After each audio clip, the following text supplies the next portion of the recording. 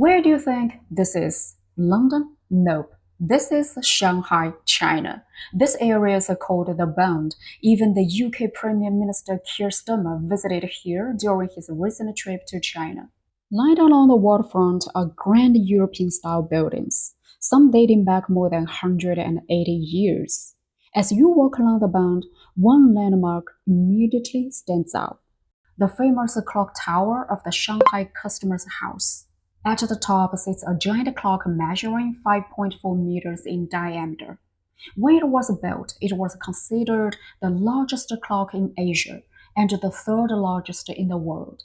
The clock itself was shipped all the way from London and weighs an incredible 6 tons. Back then, China's customs system was managed by foreign officials, so the clock originally played the Westminster chimes, the same melody associated with Big Ben in London.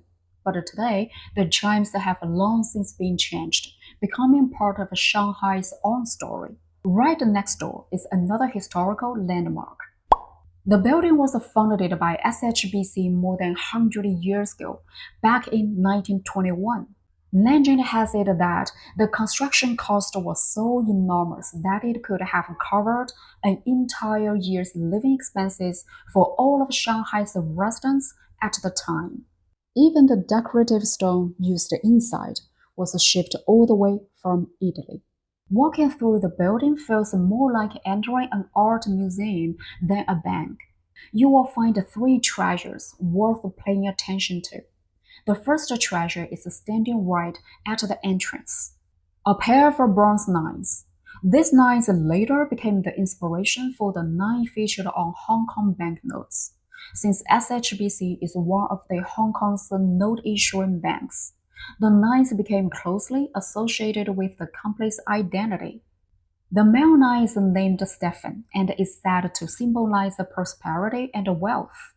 The female nine, Steed, sits quietly with her mouth closed and represents safeguarding wealth. Step inside, you'll immediately notice the massive Roman-style dome above the manhole. The dome spans 60 meters in diameter and is decorated with a colorful mosaic artwork.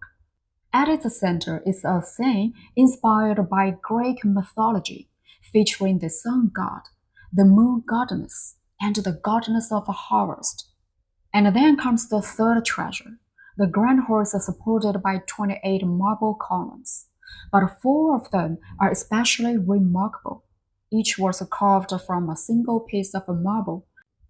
Today, only 6 columns of this kind are believed to exist in the world. 2 are housed in the Louvre Museum in Paris.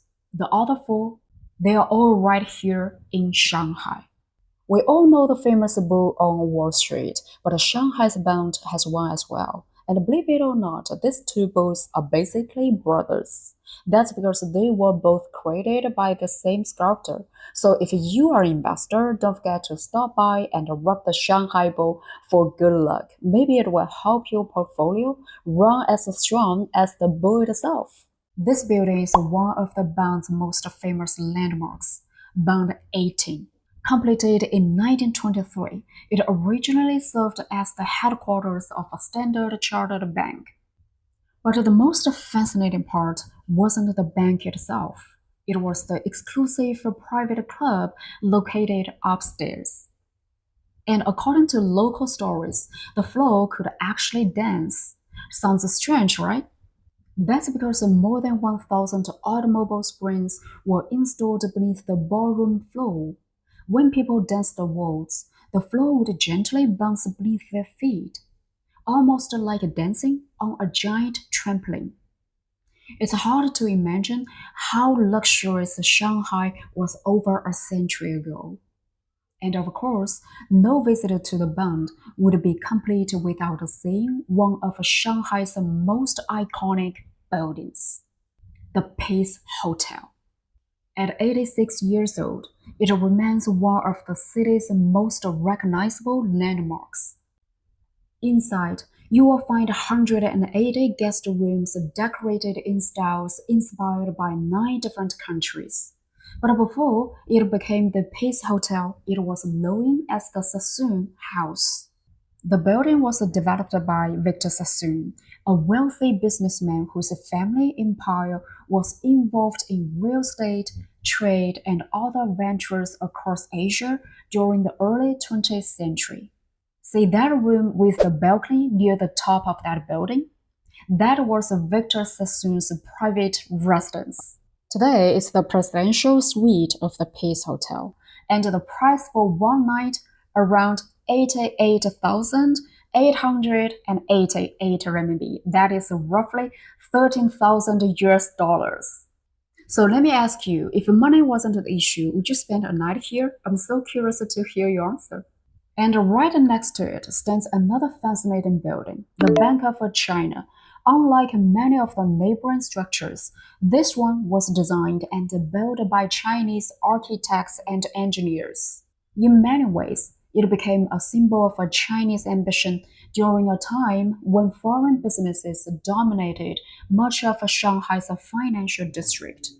When construction began in the 1930s, the plan was bold. The Bank of China wanted to build the tallest skyscraper in China. The original design called for 34 stories, which would have made it taller than the neighboring Sassoon House. But things didn't go as planned. A legal dispute followed, and the case reportedly made its way through the international courts of the time. In the end, the original design had to be revised. The building was reduced to 17 stories and ended up standing just slightly shorter than the Sassoon House next door. Imagine that for a moment. You are building a landmark in your own city, yet even the height of your building becomes a matter of international dispute. History can be complicated. So next time you visit the Bund, don't just look at the architecture. Take a moment to remember the stories behind it. You might see Shanghai in a completely different way. Thanks for watching. I'll see you in next video. Bye.